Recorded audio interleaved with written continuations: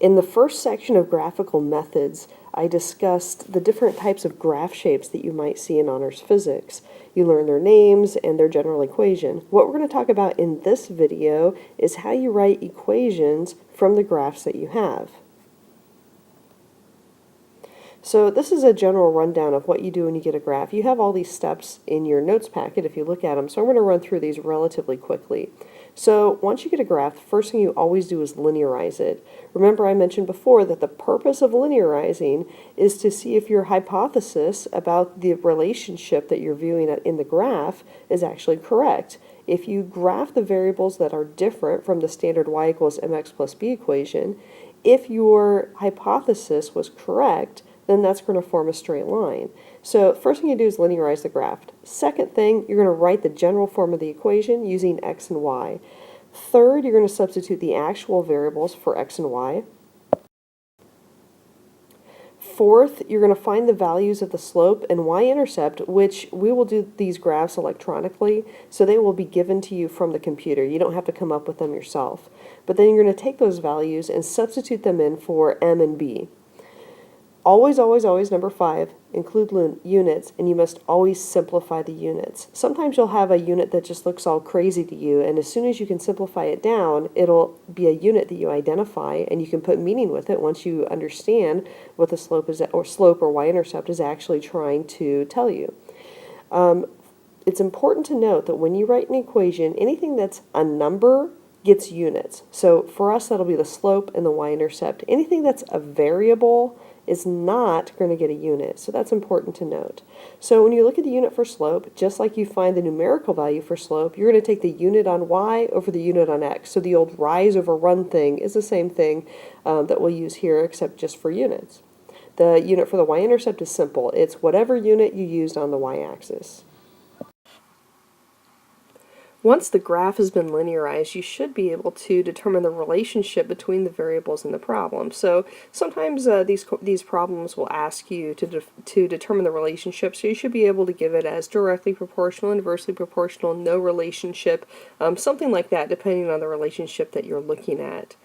From there, you should be able to start to figure out the meaning of the slope and the y-intercept. And the only way that we know what the slope and the y-intercept mean is by looking at the units on each. And once you figure out what the units are, usually you can say, oh, if the unit is meter per second, then I know that the slope is going to be velocity, since meters per second is a unit of velocity.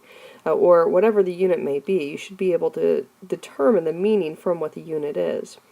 For the y-intercept, we're also going to discuss a specific rule just for it, known as the 10% rule. The 10% rule is basically a statistical way to eliminate a y-intercept that you get in an experiment that shouldn't actually be there, meaning the y-intercept represents some error that you had in the experiment. So the way that we do that is we look at the biggest y value on your y-axis that you've recorded, take 10% of it, and if your y-intercept is less than 10% of your biggest y value, then you can eliminate it statistically. This gives you a more logical way to eliminate a y-intercept instead of just saying, oh, it's just error, and no matter what, just get rid of it. It's better to have some systematic way to evaluate your y-intercept. Here's an example of how I would write an equation from a graph that I'm given. So in this case, I've done an experiment of mass versus volume. This walks through the steps as we looked at them before, and I'm going to put the numbers on. It looks like the numbers didn't copy over from my PowerPoint. So there's the numbered list of the steps. So this is just following the example that I already gave you. So number 1 asks you to linearize the graph. Already done. Don't have to do that. Number 2, give the general equation. Well, in this case, it's a line, so it's y equals mx plus b.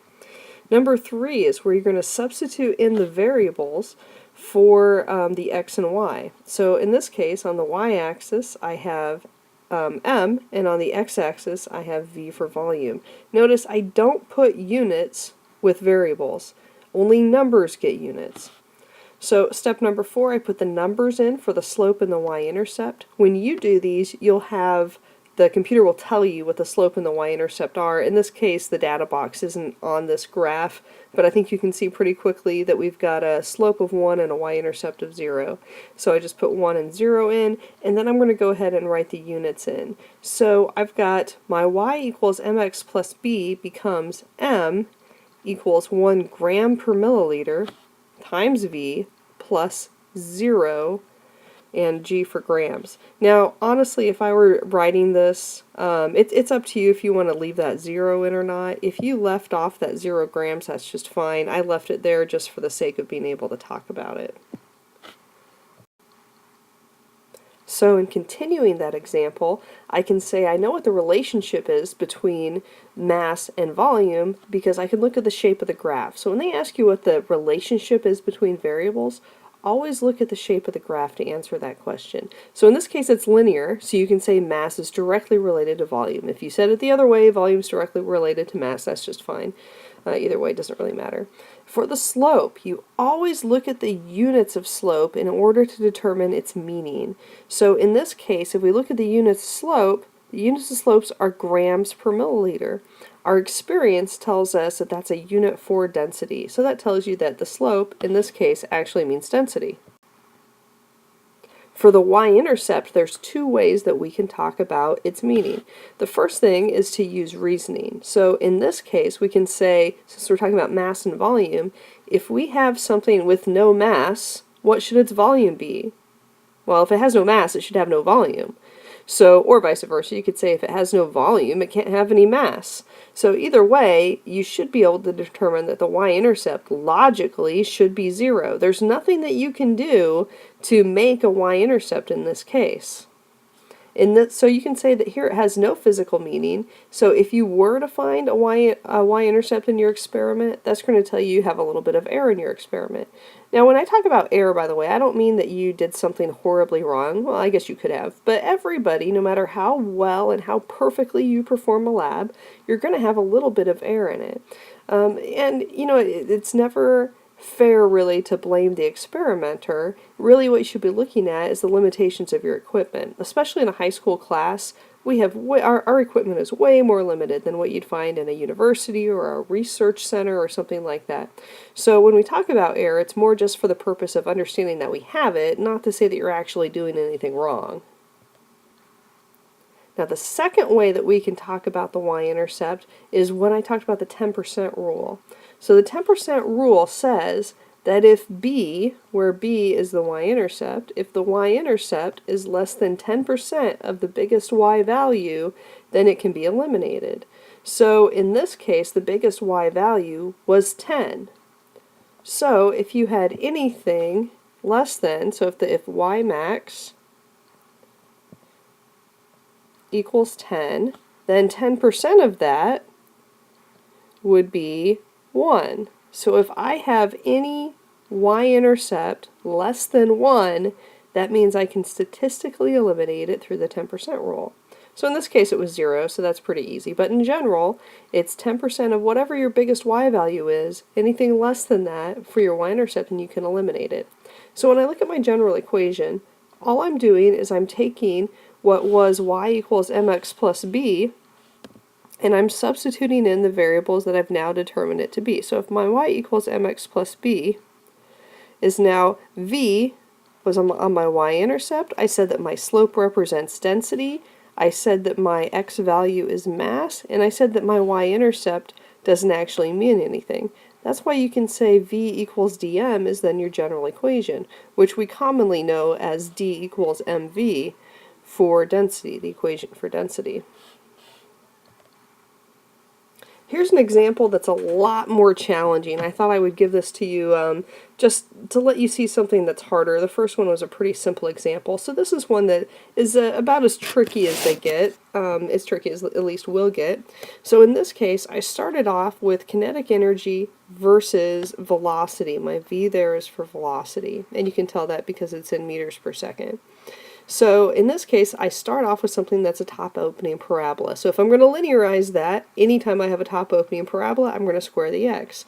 So I look at my bottom graph and I see that I do indeed have a line. That means that my assumption was correct, that the data does accurately represent a top opening parabola. That's important because now I know how to write the equation for it. Okay, so the first thing that I'm going to do here, now that I have my linearized graph, is to work on writing the equation. So I substitute my variables in. So I've got kinetic energy equals m is just for slope at this point, times v squared. Now that little 2, that should be a superscript 2. I lose all my superscripts. Or I guess not those. That's interesting. Anyway, I lose my superscripts when I transfer this PowerPoint over into this program. So here you can see that the slope is going to be 5. Now check out the units. When you square the velocity, I have to also square the units for velocity. So velocity is meters squared over seconds squared. So that's how I end up with joules over meters squared over seconds squared, which is kind of big and ugly, and we'll have to see if we can simplify that a little bit. And you can see that the y-intercept in this case appears to just be 0, so that's handy. So here I can answer the question as far as what's the relationship. Because it actually is a top opening parabola, I can say the kinetic energy is proportional to the square of velocity. Now this part's a little bit tricky, and I chose intentionally one here that, like I said, was a little more complicated. But take a look at this. So if this is my slope, I'm trying to figure out the meaning of the slope. In order to do that, I need to simplify these units. So I get this big, ugly joules over meters squared over seconds squared. So what on earth am I going to do with that? Well, what you're going to have to do in this case is break down a joule. A joule is actually a combined unit, and we'll study that this year. A joule is a kilogram times a meter squared over a second squared. So that's what a joule actually is. So if I take that and I put that kilogram meter squared over second squared all over a meter squared over second squared, then I can actually cancel out my meter squared over second squared, and I get a kilogram. Kilogram, that's much happier. So since you have something with a unit of a kilogram, you can say that the slope represents mass. Now, in this one, it actually has one more complication beyond that, and you wouldn't be able to tell this unless you had actually done the lab.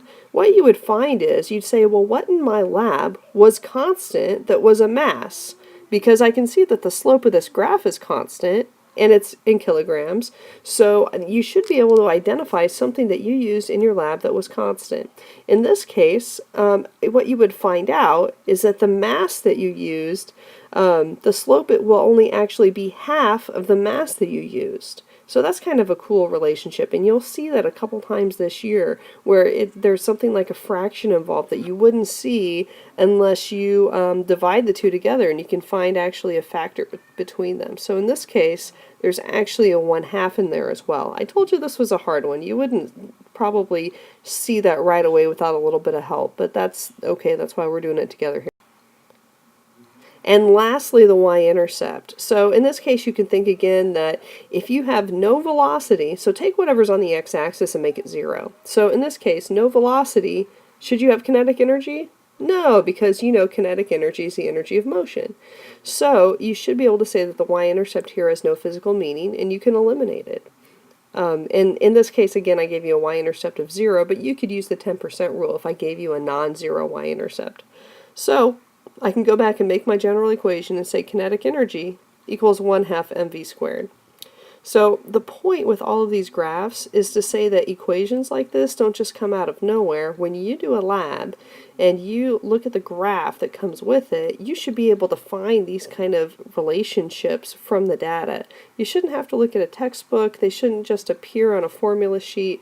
You should be able to determine these equations on your own, because these are the equations that dictate the physical world that we live in. So it's not something that Newton or some other scientist just made up out of nowhere. Alright, and that is the end of writing equations from graphs. You should be able to complete worksheet 1. We'll try to do most of that in class.